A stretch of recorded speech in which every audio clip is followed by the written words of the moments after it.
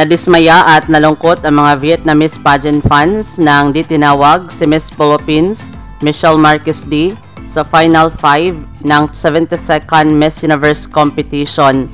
Ayon pa nila, deserve ni Michelle D makapasok sa Final 5 dahil maganda ang kanyang performance during evening gown. Sa kabilang banda, cooking show di umano ang nasabing competition ayon pa ng ilang netizens. Para sa akin, kung ano man ang naging desisyon ng mga hurado, dapat natin itong igalang. Marami pa namang pagkakataon na masungkit muli ng Pilipinas ang korona ng nasabing pageant, baka next year o sa susunod na taon.